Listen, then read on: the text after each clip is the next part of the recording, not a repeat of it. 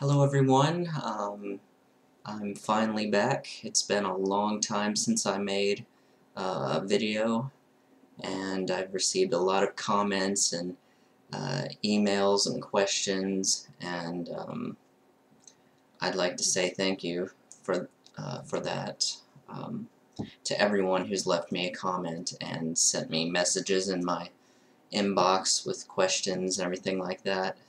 Thank you. You were part of my motivation for making more videos. And with that being said, I actually have a cluster of new videos that I intend on making. Obviously, I look a little different than the last video, which I'm not sure how long it was ago when I made my previous video, but a lot has happened since then. I have more holes in my face, and my hair is a little different. This is actually a mohawk, but I have it combed down. And I ended up moving to a new house, so this is a new room, and you can see the Nightmare Before Christmas poster. I forget which side it's on, that side. And yeah, it's finally time to make more videos about Asperger syndrome because a lot has happened and I've had more time to think about things and, you know, bring up topics for discussions via video response or, you know, comments. But yeah, one thing that I had been meaning to talk about was kind of the duality within me when it comes to Asperger syndrome. I received I think it was yeah, a message in my inbox a long time ago asking me to talk about this, and I'm sorry it's so late, but I did remember, and I'm going to talk about it in this video the best I can. My Asperger syndrome is very mild in the sense that I don't possess all of the main characteristics that a normal Aspie would have. I don't consider myself to be preoccupied with a certain task or special interest. There are a few things I'm into, but I wouldn't say that I obsess over it. And also, I'm not, I guess, content on just, you know, living my life apart from others. You know, it's strange. Like I always thought for the longest time, and this probably isn't true, that people with Asperger syndrome are just like blissfully content in their own little worlds and, you know, enjoying their special interests. And, you know, that's how it was always portrayed to me. But, you know, despite all the times that I think that I'm not human, that, you know, I've landed on some different planet, I still feel the emotions of a human. I still long to have friends and have a girlfriend that, you know, won't dump me. And, you know, to have just a group of people to, you know, support me. Like people here, not just people online.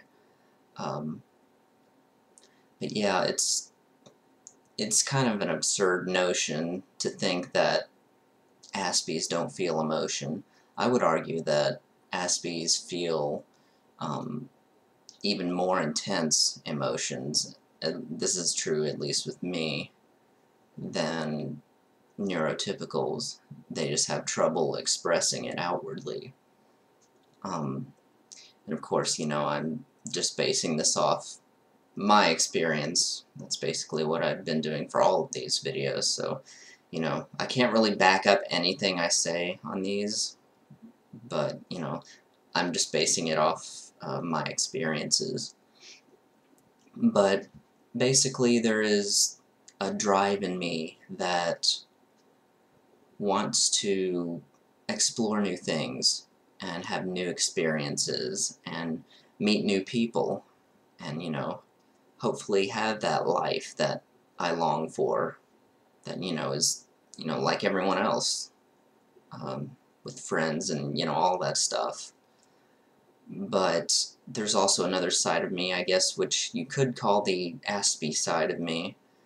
It's very difficult in social situations for me, and I get uncomfortable. I don't understand a lot of things about just the customs and things people do and things people like. It doesn't make any sense to me why people like those sort of things. I said I'm not, engulfed in any particular special interests, but my interests are very limited, I would say. It's a very narrow, just a few things that I can say that I'm into. And I think it's a problem when you're in a small town like me, because the things that I'm into, people around here usually are not. I'm not into sports, and I'm not into television. Even though I work at a TV station, I'm not really, I don't watch TV, except when I have to. I don't have cable here. I can't get any channels, actually. I just use the TV for PlayStation. But, what I was basically saying was that, it is sort of a duality. Like, the human side of me wants to go out and try to meet new people and talk to people. It motivated me to get up, get in the car, and drive 3.5 hours to a big city, and I actually lived there last year for a while until things kind of fell apart. But it was that human drive alone, because I'm terrified of driving. I absolutely loathe driving. I think I've said in a previous video that driving for me is like being tortured in a Saw movie. It's absolute hell for me. But I was willing to get in my car and do that because of that human drive in me. And, at the same time, there's that other, the Aspie side. My job that I work currently is, it's in an environment that's comfortable for me. I virtually interact with no one during my job, and I work with machines and computers, and that's the way I like it. I don't like being around a whole lot of people, but I do want to have friends, and I do want to have a girlfriend, even if it's not like, a huge group of friends. I just want to have, just one person, But, yeah, I guess the key is just making a compromise between the two sides of me. And keep in mind, I'm not trying to make one side good and one side evil. When I say that Aspie side of me, I don't mean it in a derogatory manner. It's just two aspects of my personality. And, it makes it difficult because I'm not the kind of person who can just settle in one place for the rest of my life and be content with that. I like to try new things within, certain constraints, and I want to experience new things.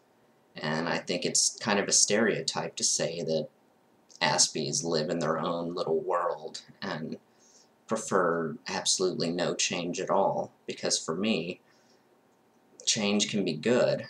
It just depends on what kind of change it is. Like if I suddenly decided I was going to quit my job and work in customer service, that would be absolute hell for me. That would be a change that, I don't think would be fortunate for me at all, but there are other types of changes, you know, that I previously mentioned that I do think would be beneficial for me, you know, like friends and a girlfriend and, you know, a place where I can do things and not be stuck in a small town. But, you know, I know this video is just mostly me ranting about my problems, but, you know, hopefully this helps. Hopefully the person who asked me that question is watching, and it's helped a little in understanding those two sides. So I'm eager to know, is the stereotype correct for other Aspies, or are you kind of similar to me? Do you feel like there's two sides? So that's what I'm curious about, and I'm anxious to see your comments, and, you know, send me a message and I'll try to respond, and, you know, look for more videos. I would say that all my previous videos could count as Season 1, and this is the start of Season 2, and I wrote down a list of topics that I want to cover, so I'll hopefully be making those in the future. And, you know, I'm trying to juggle a lot of things right now, a lot of projects that I'm doing. I'm getting ready to start up a radio show, and I'm working on a music project right now, so I'll try to make time for everything. But anyway, peace out. I'll make a new video soon. Thanks.